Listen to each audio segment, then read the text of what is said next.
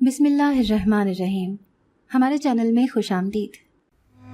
میں روز جب بھی صبح کے وقت جاگتی تو اپنے آپ کو کمرے کے بجائے نیچے صحن کی چارپائی پر لیٹا دیکھ کر دنگ رہ جاتی۔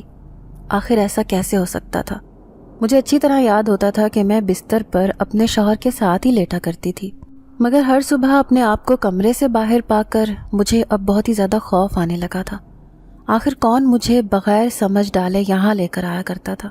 اب تو میرا شوہر بھی کچھ دنوں سے اس بات کی شکایت کرنے لگا تھا کہ اکثر اس کی آنکھ رات میں کھلتی ہے تو میں کمرے میں موجود نہیں ہوتی تھی۔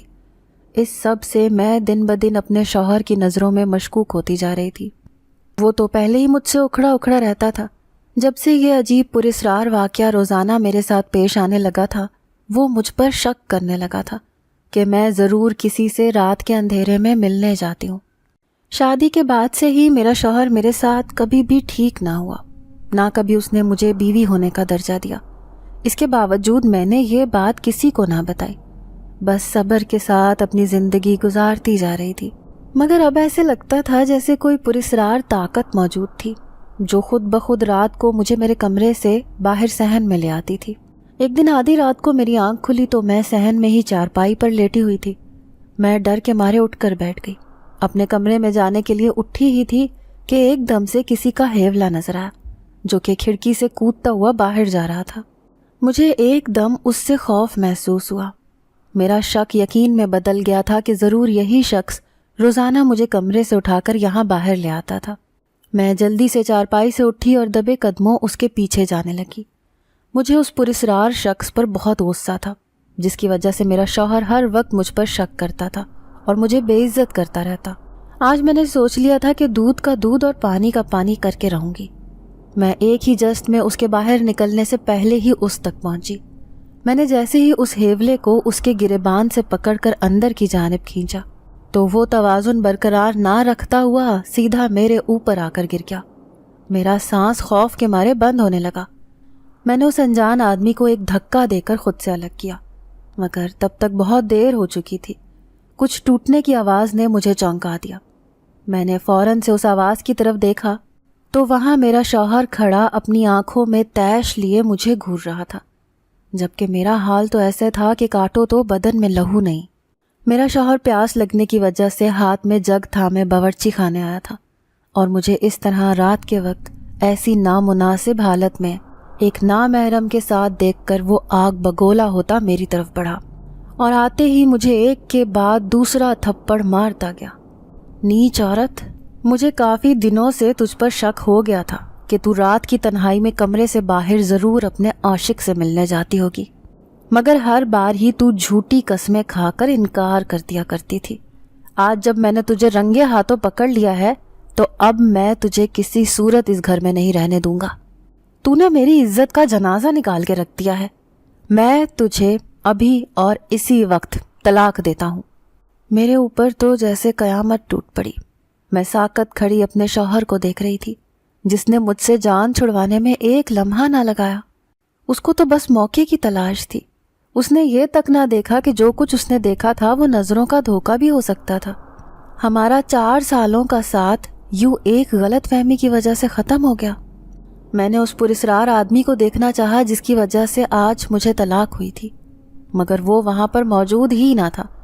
میں حیران رہ گئی کہ آخر وہ ایسے کیسے غائب ہو گیا تھا، جبکہ میں نے تو اس کو کھڑکی کھولنے سے پہلے ہی اندر کھینچ لیا تھا۔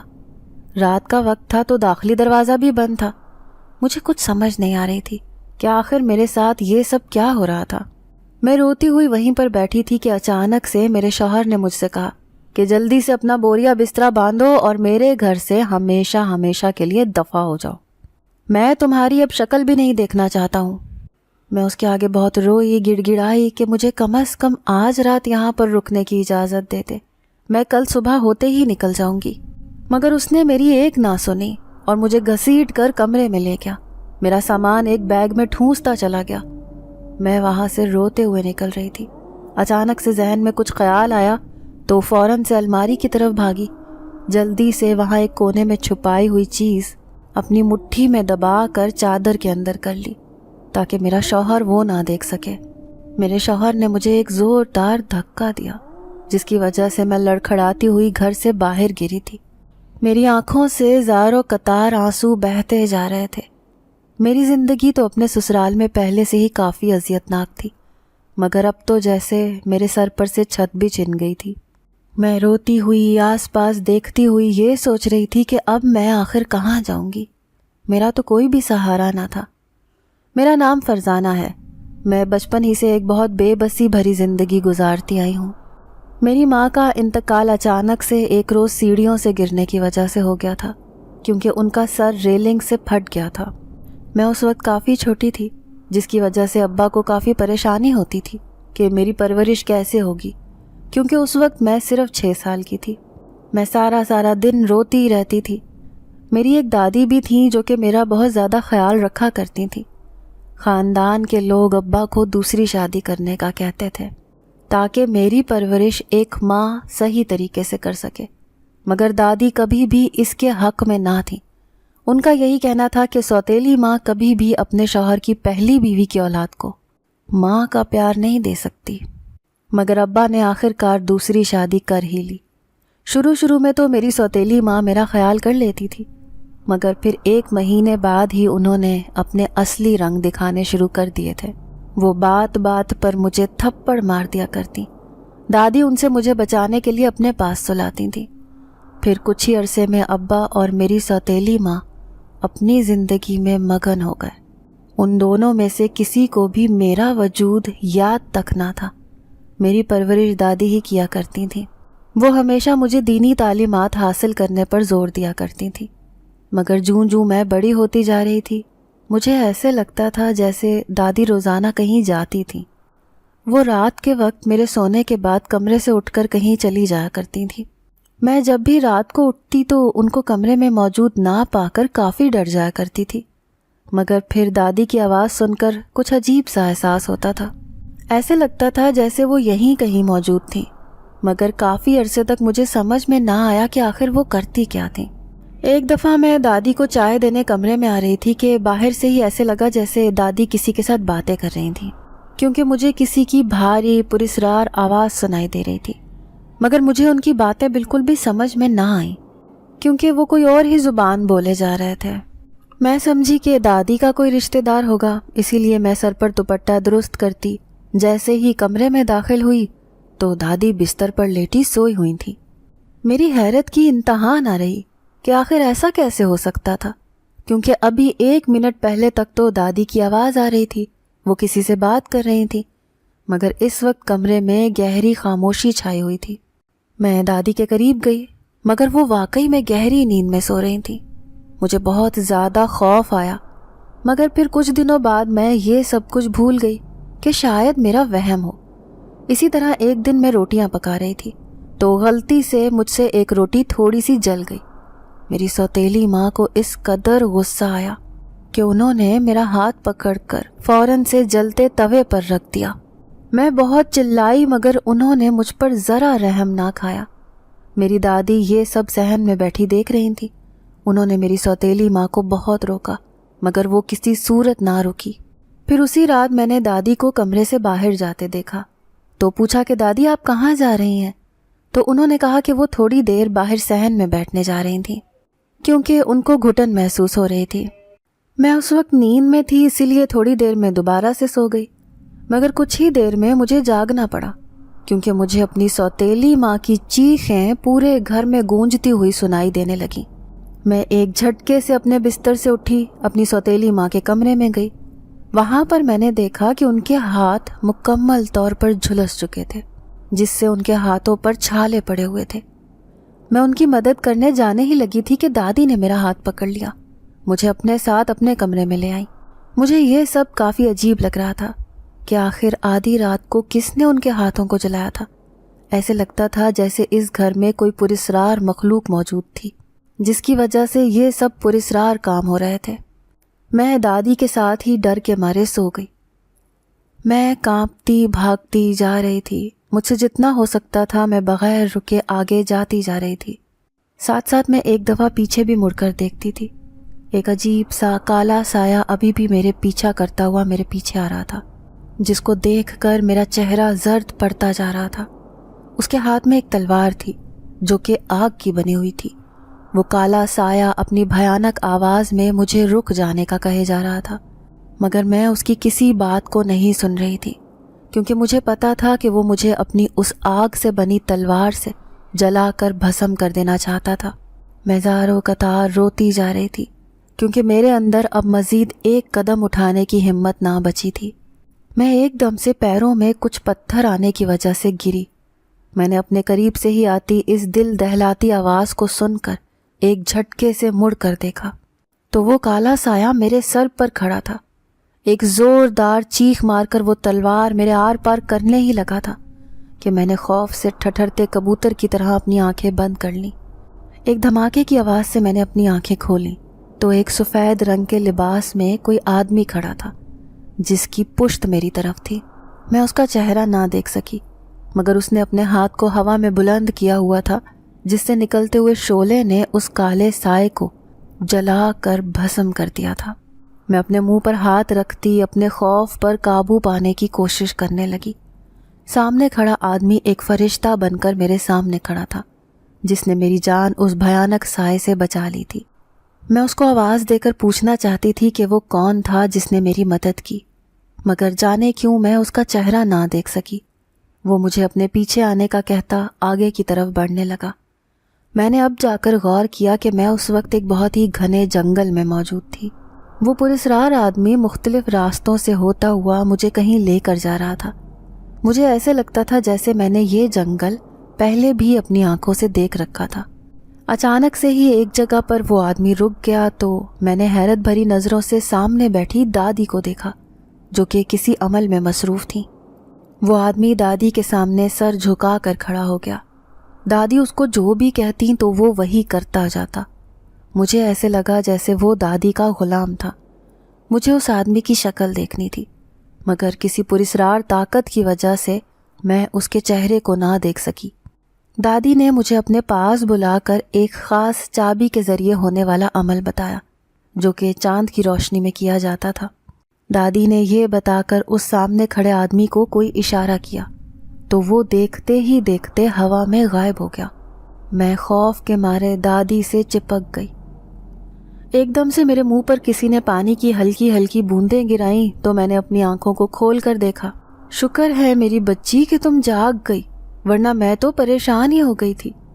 میں نے دادی سے پوچھا کہ کیا ہوا تھا، تو انہوں نے کہا کہ میں بے ہوش ہو گئی تھی، جبکہ میں یہ سوچنے لگی کہ ابھی تک جو دل دہلاتے واقعات میں نے دیکھے تھے وہ سب ایک خواب تھے، مگر وہ خواب بہت ہی بھیانک تھا جس سے میری روح کانپ اٹھی تھی۔ پھر کئی دن اسی طرح گزر گئے۔ ایک دن میں گہری نیند میں تھی جب مجھے کسی کے چلانے کی آواز آئی۔ میں ایک دم سے نیند سے جاگی تو دادی میرے ساتھ نہ تھی۔ میں ڈر کے مارے بستر سے اٹھ بیٹھی کیونکہ وہ آوازیں کافی خوفناک تھیں۔ میں دادی کو ڈھونڈنے لگی کیونکہ مجھے ہمیشہ سے ہی آدھی رات کو اندھیرے سے بہت خوف آیا کرتا تھا، اسی وجہ سے دادی میرے ساتھ رہتی تھی ہر وقت۔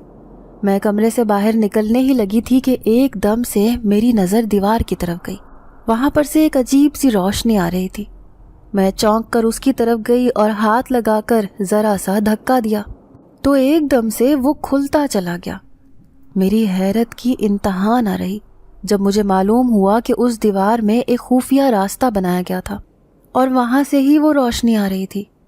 میں آہستہ سے اندر گئی تاکہ پتہ لگ سکے کہ یہاں پر کیا ہو رہا تھا اور اندر کون موجود تھا۔ مجھے وہ خطرناک آوازیں یہیں سے آ رہی تھیں۔ ایک لمبی سی راہداری تھی جہاں پر مجھے ایسے لگا جیسے میں کسی سرنگ میں جا رہی تھی۔ آگے چل کر مجھے اچانک سے رک جانا پڑا کیونکہ سامنے دادی ایک جگہ پر بیٹھی ہوئی تھی، مگر ارد گرد دیکھ کر میرے اوپر حیرتوں کے پہاڑ ٹوٹ پڑے کیونکہ یہ ایک جنگل تھا۔ مجھے سمجھ نہ آیا کہ یہ ہمارے گھر کے اندر اتنا بڑا جنگل کہاں سے آ گیا۔ مجھے ایسے لگ رہا تھا جیسے میں کسی دوسری دنیا میں آ گئی تھی۔ میں نے دادی کو دیکھا، وہ ایک سفید رنگ کی چادر اوڑھ کر بیٹھی ہوئی تھی۔ ان کی آنکھیں بند تھیں، وہ کچھ پڑھتی جا رہی تھیں۔ مجھے ایسا لگا جیسے وہ کوئی منتر پڑھ رہی تھیں۔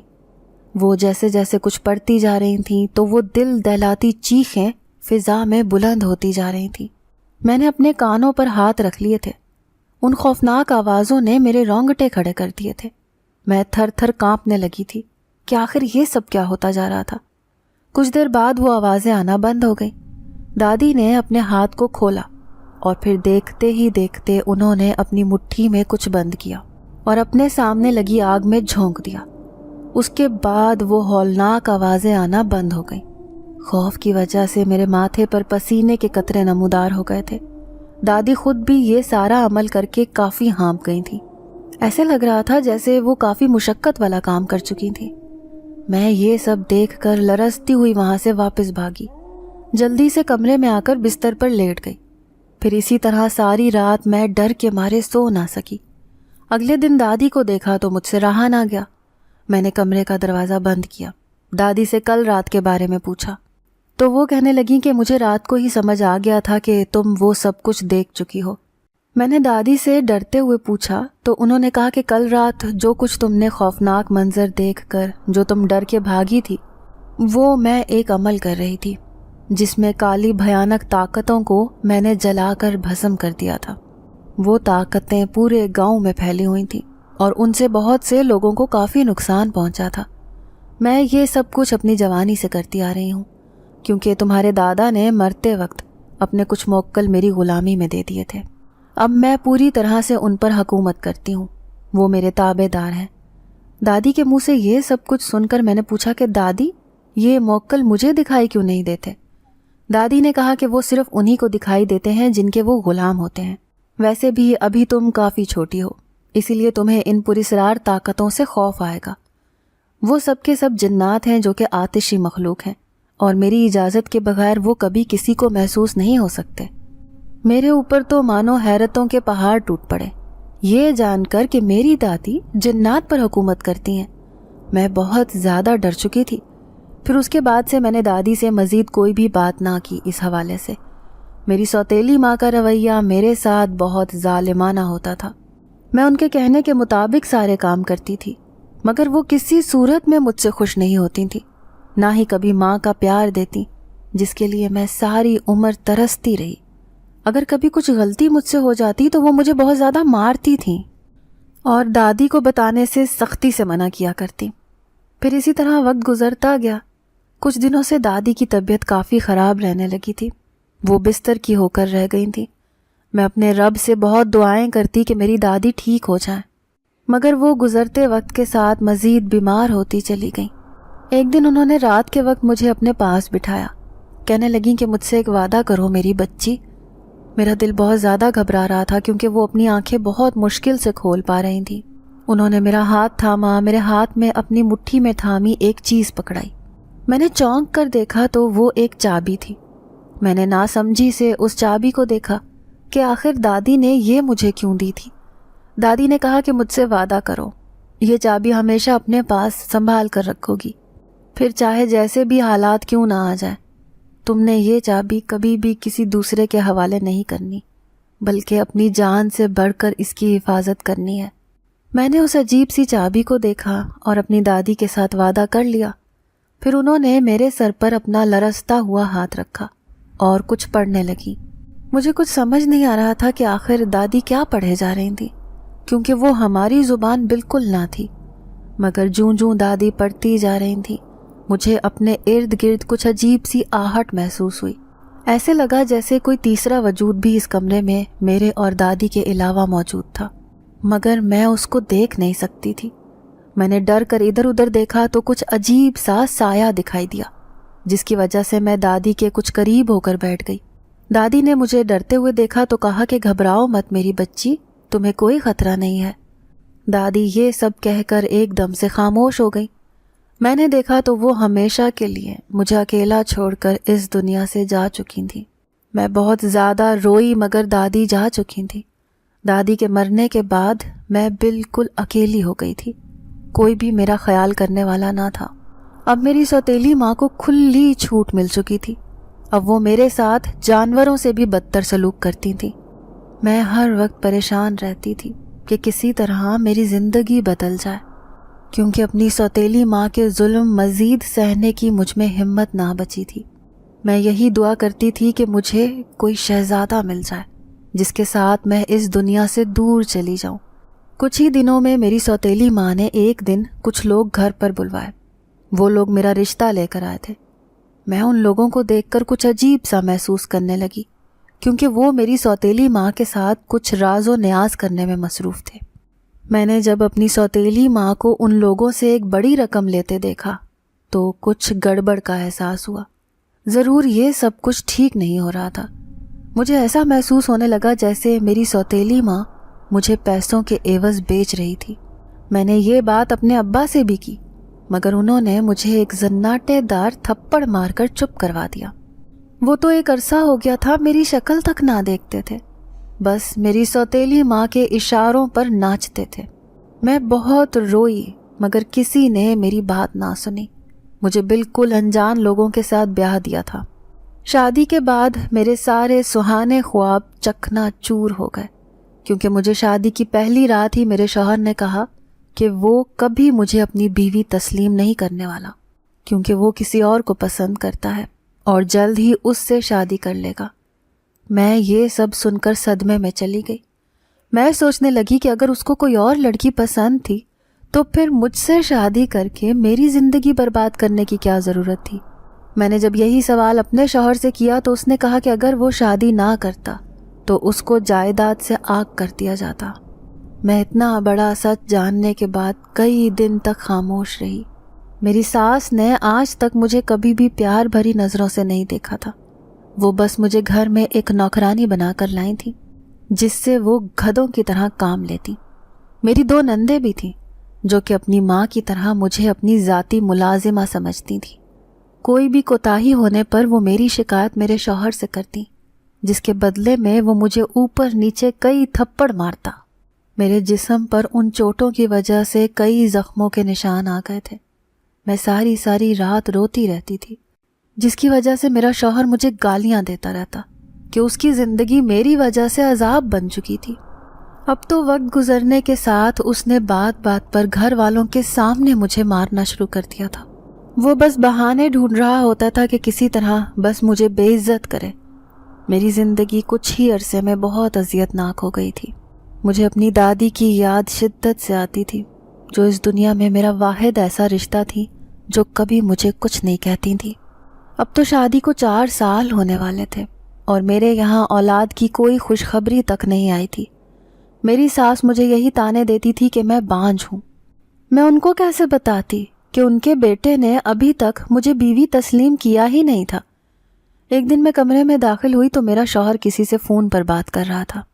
میں یہ سب دیکھ کر کچھ ٹھٹک گئی، کیونکہ جو ہی میں کمرے میں داخل ہوئی تو اس کے چہرے پر گھبراہٹ آ گئی۔ اس نے ایک دم مجھے غصے سے جھڑک کر کہا کہ ذلیل عورت، کمرے میں آنے سے پہلے دستک دے کر آیا کر۔ مجھے ایسے لگا جیسے اس کو اپنی کوئی چوری پکڑے جانے کا خوف تھا۔ میں سر جھٹک کر بستر پر سونے کے لیے لیٹی ہی تھی کہ ایک دم سے میرا شوہر باورچی خانے سے دودھ کا ایک گلاس لے کر آیا۔ اس نے مجھے وہ پینے کو کہا۔ میں حیرت سے اس کو دیکھنے لگی کہ بھلا وہ مجھے کیوں دودھ لا کر دے رہا تھا۔ شادی کو 4 سال ہو چکے تھے، مگر آج تک میرے شوہر نے ایک پانی کا گلاس تک مجھ سے نہیں پوچھا تھا۔ اب یہ سب مجھے کچھ مشکوک لگ رہا تھا، کیونکہ یہ دودھ پینے پر کافی زور دے رہا تھا۔ میں انکار کرنے کے باوجود بھی اپنے شوہر کے اصرار پر وہ دودھ پی گئی، مگر پھر اس کو پینے کے بعد اچانک سے میرا سر گھومنے لگا۔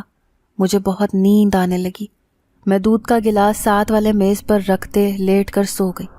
اگلی صبح جب میں جاگی تو خود کو صحن میں چارپائی پر لیٹا پا کر حیران رہ گئی، کیونکہ مجھے اچھے سے یاد تھا میں اپنے بستر پر سوئی تھی۔ پھر تو یہ روزانہ کا معمول بن گیا۔ رات کے وقت میرا شوہر مجھے اپنے ہاتھوں سے دودھ کا گلاس پلاتا اور اپنے سامنے ختم کروا کے دم لیتا۔ پھر آہستہ آہستہ میرے شوہر نے مجھ پر شک کرنا شروع کر دیا کہ میں کیوں رات کے وقت کمرے سے باہر چلی جاتی تھی۔ وہ مجھ سے بحث کرنے لگتا اور میں زار و قطار روتی رہتی کہ میں نہیں جانتی کون مجھے رات کے وقت صحن میں لے کر جاتا تھا۔ اب تو مجھے خوف آنے لگا تھا کہ ضرور یہ کسی پراسرار طاقت کا کام ہوگا۔ میری آنکھ ایک دن اچانک سے کھلی تو میں چارپائی پر تھی، مگر صحن میں کسی انجان آدمی کے ہیولے کو دیکھ کر میں کانپ اٹھی۔ اس کو پکڑنے کے چکر میں اچانک سے میرا شوہر آ گیا اور مجھ پر گھٹیا الزام لگاتے مجھے بہت زیادہ مارنے لگا اور پھر تیش میں آتے طلاق دے ڈالی۔ اس کے پاس اب ایک یہی وجہ تھی مجھ سے جان چھڑوانے کے لیے کہ کوئی بھی اعتراض نہ کر سکتا تھا۔ सब ही मुझे नफरत भरी निगाहों से देख रहे थे। मेरे शौहर ने मुझे धक्के देकर घर से बाहर निकाल दिया। मुझे बहुत खौफ आ रहा था कि अब मैं कहाँ जाऊंगी। मैं आहिस्ता आहिस्ता सब समझ गई थी कि ये सब मेरे शौहर की रचाई साजिश थी, क्योंकि वो रोज़ाना मुझे रात को दूध में कुछ मिला कर देता था। उससे मैं गहरी नींद सो जाती थी। वो अनजान आदमी भी मेरे शौहर ने ही एक साजिश के तहत बुलवाया था, ताकि वो मुझ पर वो घटिया इल्ज़ाम लगा सके कि मैं एक बदचलन औरत हूँ।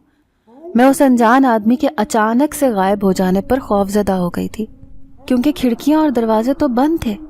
मगर जब घर से मेरे शौहर ने मुझे बाहर धक्का दिया तो उसको दाखिली दरवाजे के पास सोफे के पीछे बैठा देखकर मैं सब समझ गई थी। मुझे अपने शौहर से नफरत होने लगी थी, जिसने मुझसे जान छुड़वाने के लिए इतना नीच इल्ज़ाम मेरी इज्जत पर लगाया था। मैं रोती हुई आगे चलती जा रही थी। कुछ समझ में ना आया कि अब मैं किस समझ जाऊं। मेरे एक हाथ में अपना कपड़ों का बैग था, जबकि दूसरे हाथ में वो चाबी मजबूती से थामी हुई थी, क्योंकि ये मेरी दादी की आखिरी निशानी थी।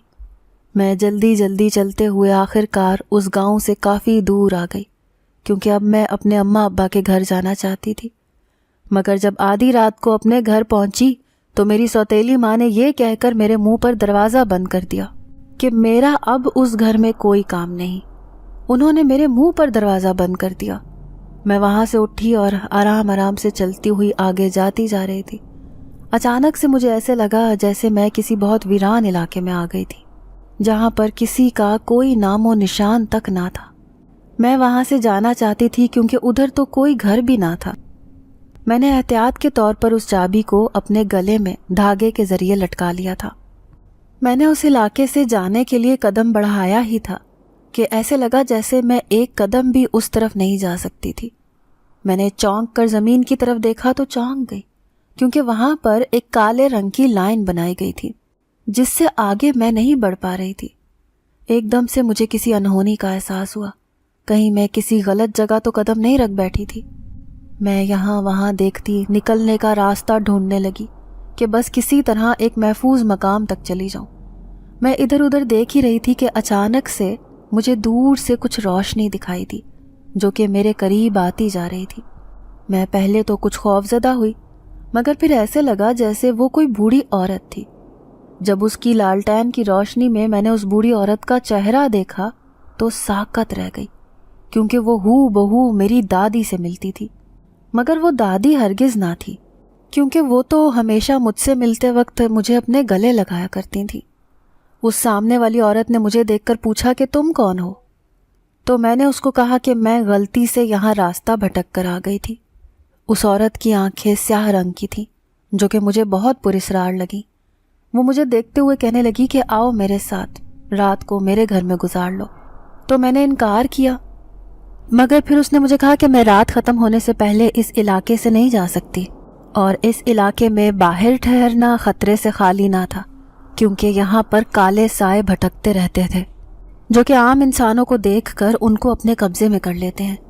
उन काली ताकतों से इंसान बहुत मुश्किल से अपनी जान छुड़वा पाते हैं। मैं सामने खड़ी बूढ़ी औरत की बात सुनकर इतनी खौफजदा हुई कि बग़ैर सोचे समझे उसके साथ चलने लगी। वो मुझे अपने साथ एक बहुत बड़ी झुग्गी में लेकर आ गई, जिसके अंदर जाते ही मुझे बहुत गंदी बदबू आई। वो बदबू मेरे लिए नाकाबिले बर्दाश्त थी। मैंने वहाँ से जाना चाहा, मगर वो औरत मुझे उस झुग्गी में ही बने तहखाने में लेकर जाने लगी। मुझे ये सब बहुत अजीब लग रहा था। मेरा ज़रा दिल ना था कि मैं उस तहखाने में जाऊँ। ऐसा महसूस हो रहा था जैसे मैं किसी बहुत बड़ी मुसीबत में फंस चुकी थी। मुझे बहुत ज़्यादा रोना आ रहा था कि आखिर कैसे उस औरत को इनकार करूँ। मैंने उसको कहा कि मुझे उस तहखाने में नहीं जाना, तो उसने एकदम से मुझे पिछली गर्दन से पकड़ा और घसीटते हुए अंदर ले गई। मैंने बहुत कोशिश की कि उस औरत से अपने आप को छुड़वा सकूं, मगर वो बूढ़ी होने के बावजूद बेइंतहा ताकतवर थी। मैं ना चाहते हुए भी उस औरत की वजह से अंदर घुप अंधेरे में झटका खाती गिरी। मैंने एक अजीबो गरीब सा कहकहा सुनकर फौरन पीछे देखा तो चेहरा लट्ठे की मानंद सफ़ेद पड़ गया। मैं सामने खड़ी औरत को देखकर कांपने लगी, जिसका चेहरा इस वक्त बिल्कुल बदल चुका था। वो अपने जले हुए चेहरे समेत मेरे सामने खड़ी भयानक अंदाज में हंसती गई جبکہ میں یہ سمجھنے کی کوشش کرنے لگی کہ آخر یہ میرے ساتھ ہو کیا رہا تھا۔ میں نے اس سے پوچھا کہ تم کون ہو اور یہاں پر مجھے کیوں لے کر آئی ہو؟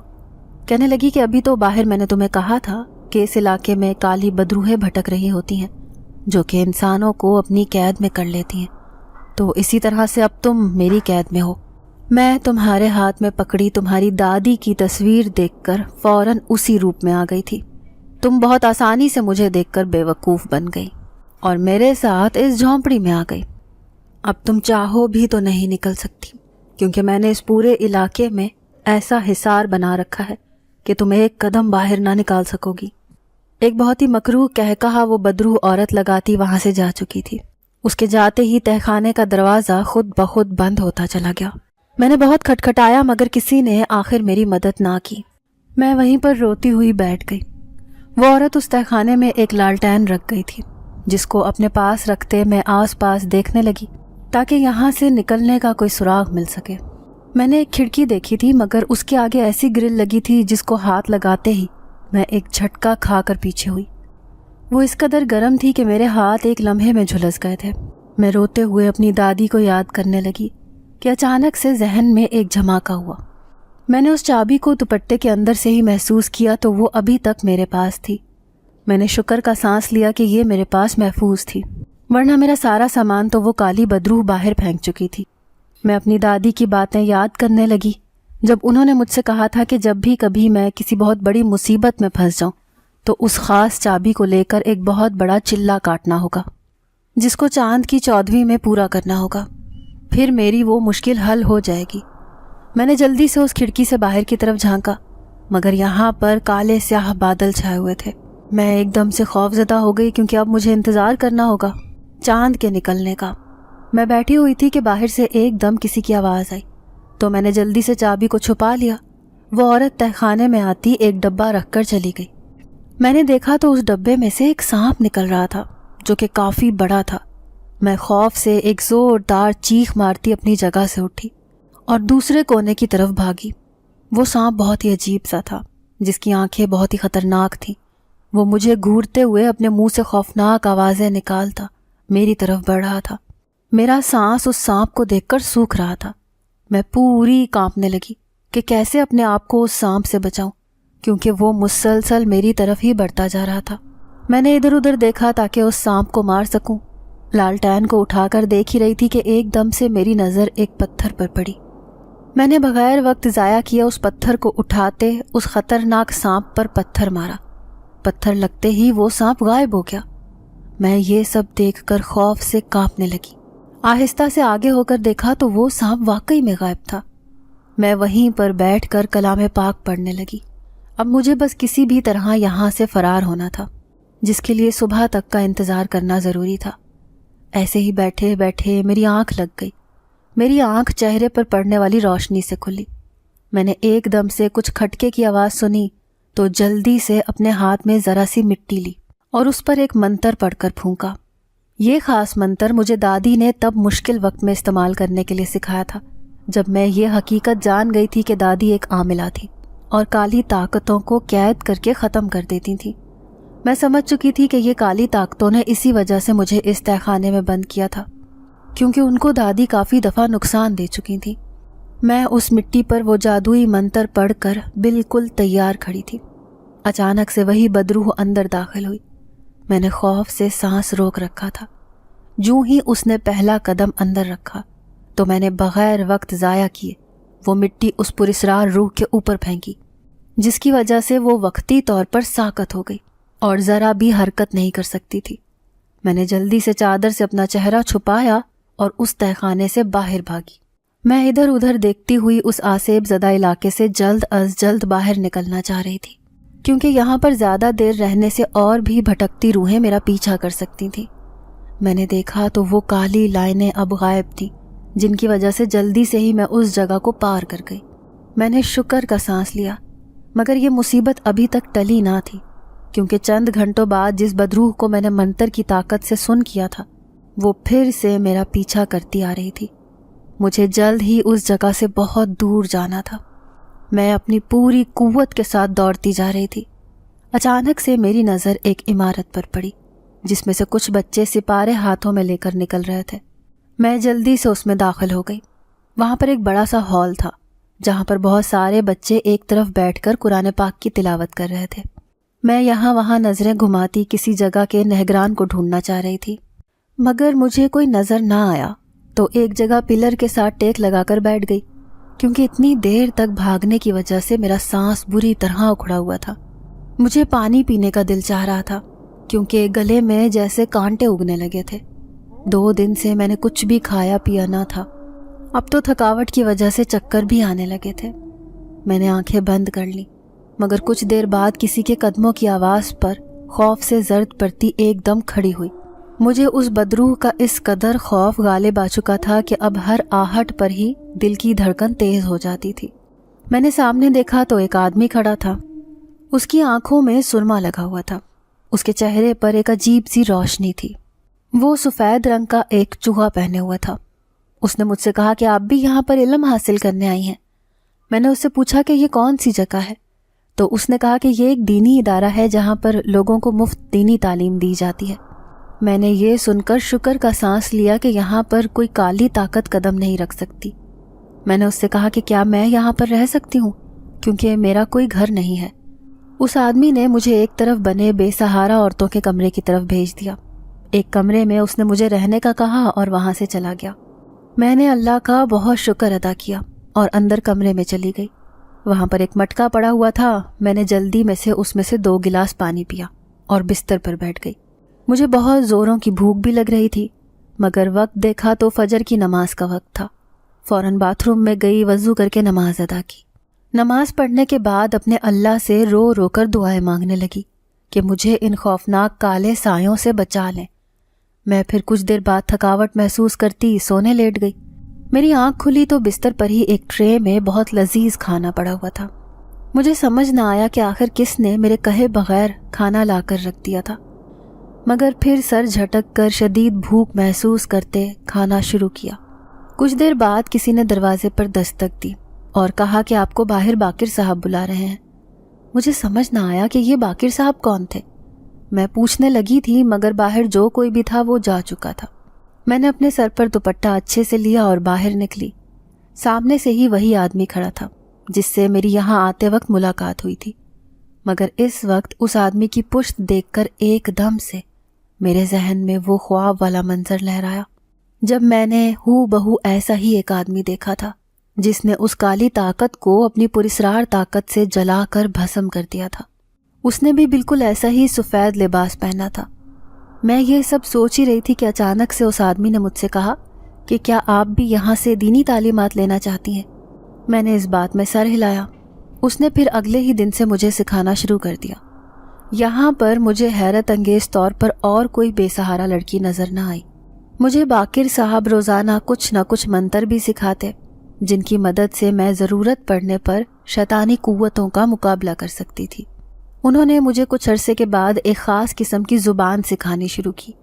یہ وہی زبان تھی جس میں دادی اکثر اپنے موکلوں سے بات کر کے ان کو حکم دیا کرتی تھیں۔ مجھے یہ سب بہت مشکل لگ رہا تھا۔ مجھے سمجھ میں نہیں آ رہا تھا کہ آخر یہ باقر صاحب مجھے یہ زبان کیوں سکھا رہے تھے۔ میں نے اس زبان کو سیکھ کر کیا کرنا تھا؟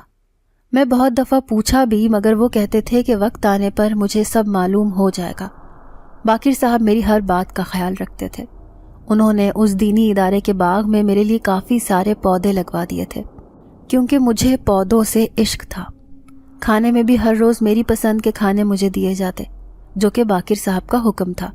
مجھے کبھی کبھی اپنی قسمت پر یقین ہی نہیں آتا تھا، جو کہ ایک رات میں ہی بدل گئی تھی۔ میری زندگی جو کہ بچپن سے ہی ایک دردناک تھی اور پھر دادی کی موت کے بعد مزید کٹھن ہو گئی تھی، جس کے بعد سے میری بس یہی خواہش تھی کہ کوئی شہزادہ مجھے یہاں سے بچا کر کسی دوسری دنیا میں لے جائے تاکہ میں ان سب دکھوں سے آزاد ہو جاؤں۔ مگر میری بدقسمتی ایک بار پھر مجھے ایک ایسے شخص کے پاس لے گئی جس کے لیے میں بس ایک کھلونا تھی۔ میری شادی جس شخص سے ہوئی وہ مجھے کبھی بیوی کا درجہ نہ دے سکا، الٹا مجھ پر ایک گھٹیا الزام لگا کر مجھے ایک جھٹکے میں طلاق دے بیٹھا اور آدھی رات کو دھکے دے کر گھر سے نکال دیا۔ پھر ایک کالی پراسرار طاقت مجھے اپنی بھیانک قید میں لے گئی، جس سے میں نے بڑی مشکل سے اپنی جان بچائی اور اب میں ایک آدمی کے دینی ادارے میں آئی تھی جو کہ مجھے بہت ہی پراسرار لگتا تھا۔ مجھے ایسا محسوس ہوتا تھا کہ جیسے وہ دکھتا ہے اس کی حقیقت کچھ اور تھی۔ میں نے اپنی ساری دکھ بھری داستان جب قمر صاحب کو سنائی تو اچانک سے ان کی آنکھیں سرخ انگارہ ہو گئیں۔ انہوں نے جب کہا کہ وہ میری ساری سچائی پہلے سے ہی جانتے تھے جب میں نے پہلی دفعہ اس ادارے میں قدم رکھا تھا، میں یہ جان کر دنگ رہ گئی کہ آخر اس کو یہ کیسے پتہ لگا۔ تو اس نے کہا کہ میں ہمیشہ سے ہی آپ کی دادی کا غلام رہا ہوں، میرے سارے آباء و اجداد آپ کی دادی کے غلام تھے۔ میں یہ سن کر سوچنے لگی کہ اگر یہ میری دادی کے غلام تھے تو اس کا مطلب تھا کہ یہ کوئی انسان نہ تھے بلکہ یہ ایک پراسرار مخلوق تھے۔ میرا چہرہ کچھ خوف کی وجہ سے زرد پڑا، مگر انہوں نے کہا کہ گھبرائیں نہیں، آپ کو ہم سے کبھی کوئی تکلیف نہیں ہوگی، کیونکہ اب آپ کی دادی کے بعد آپ ہماری حکمران ہیں۔ آپ کی خدمت کرنا مجھ پر اور میرے سارے جن ذات ساتھیوں پر فرض ہے۔ میں یہ سب سن کر سمجھ گئی کہ اسی وجہ سے اس جن ذات نے مجھے وہ تمام منتر سکھا دیے تھے اور وہ خاص زبان بھی سکھا دی تھی جس سے میں ان جن ذاتوں سے بات کرتی تھی۔ میں اپنے رب کی بہت شکر گزار تھی جس نے میری زندگی کو ایک بھیانک خواب سے نکال کر ایک خوبصورت اور نیک زندگی عطا کی تھی۔ میں نے اس جن ذات کو کبھی اپنے غلام کی طرح نہ سمجھا بلکہ وہ اس کے بعد میرے ہر معاملے میں مدد کرتا تھا، اور جب بھی کبھی کسی انسان کو مدد کی ضرورت ہوتی یا ان پر شیطانی طاقتوں کا سایہ ہوتا تو میں اس رحم دل جن ذات کی مدد سے ان کالے سایوں کا خاتمہ کرتی تھی۔ ناظرین، اگر آپ کو آج کی یہ کہانی اچھی لگی ہو تو ویڈیو کو لائک ضرور کریں۔ اگر آپ کو ایسی دہشت ناک دل کو جکڑ دینے والی کہانیاں پسند ہیں تو ایسی ایک کہانی روزانہ سننے کے لیے ہمارے چینل کو سبسکرائب کریں۔ اجازت چاہتے ہیں، اللہ حافظ۔